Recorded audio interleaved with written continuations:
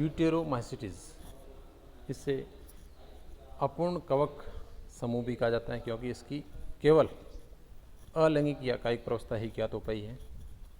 यानी वैज्ञानिकों ने अभी तक इसकी इसी प्रवस्था को जाना है या ज्ञात किया है।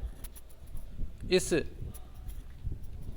जगत फंजाई की जो ड्यूटेरोमाइसिटीज समूह है, इसकी लैंगिक प्रवस्था की खोज जब हो जाएगी तब उसे हो सकता है उचित वर्ग में रख दिया जाएगा।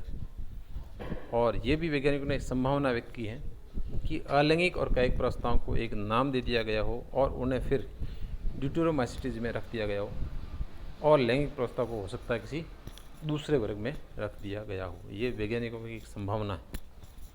बाद में जब उनके लिंग या कड़ी का पता लगा हो, यानी इन कवकों के समूह के जो लिंक हैं या उनकी कड़ी है उनके बारे में पता लगा है, तो हो सकता है फंजाई को उचित या फंजाई की उचित पहचान कर ली गई हो और तब उन्हें ड्यूटेरोमाइसिटीज से बाहर निकाल दिया गया। यानी पता लगा हो कि भाई ये कवक हैं, ये इन गुणों को पूरा नहीं करें या इन गुणों के आधार पर इस समूह के अंदर नहीं रखे जा सकते, तो हो सकता है उनको किसी दूसरे वर्ग में रख दिया गया हो। ये भी वैज्ञानिकों ने एक संभावना व्यक्त की है।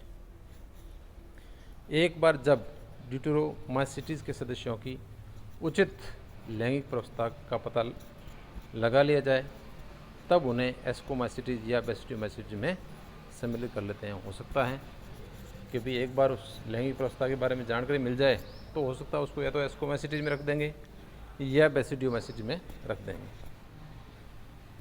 ड्यूटेरोमाइसिटीज केवल अलैंगिक बीजाणुओं, जिन्हें कोनिडिया कहते हैं, से जनन करें। ड्यूटेरोमाइसिटीज समूह के जो भी कवक हैं उनके अंदर केवल अलैंगिक बीजाणु यानी कोनिडिया, इसके द्वारा ही ये जनन कर सकते हैं। इसके कवक जाल यानी माइसिलियम जो होते हैं, यानी कवक तंतु जो होते हैं इनके, वो पट्टीय होते हैं और शाखित होते हैं। पट यानी बीच में जगह जगह पट होते हैं, पाए जाते हैं, और शाखित यानी शाखाओं में बटे होते हैं। इसके कुछ सदस्य मृतजीवी अथवा परजीवी होते हैं। मृतजीवी यानी जो मरे हुए जीवों के ऊपर डिपेंड रहते हैं, वो मृतजीवी कहलाते हैं।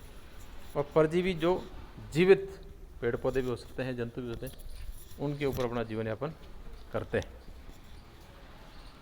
लेकिन इनके अधिकांश सदस्य जो हैं वो अपशिष्ट के अपघटक होते हैं और खनिज के चक्रण में सहायता करते हैं। अपशिष्ट पदार्थ होते हैं जो जीवों के अपशिष्ट, उनके ऊपर अपघटन का कार्य करते हैं। उनके अपघटन के द्वारा जो खनिज पदार्थ हैं उनको वापस पुनर्चक्रण में और करने में इनकी मेन भूमिका रहती है। यानी खनिजों के पुनर्चक्रण में इनकी भूमिका होने के कारण ये भी एक महत्वपूर्ण कवक हैं। इसके कुछ उदाहरण भी हैं, अल्टरनेरिया, कोलिटोट्राइकम और ट्राइकोडर्मा। ये कुछ एग्जाम्पल हैं जो ड्यूटेरोमाइसिटीज समूह में आते हैं। अब है इस प्रकरण से संबंधित कुछ अभ्यास प्रश्न। जैसे पहला है, गेहूं में कीट रोग का कारण बताइए। दूसरा, माइसिलियम क्या है। तीसरा, प्लाज्मोगेमी किसे कहते हैं।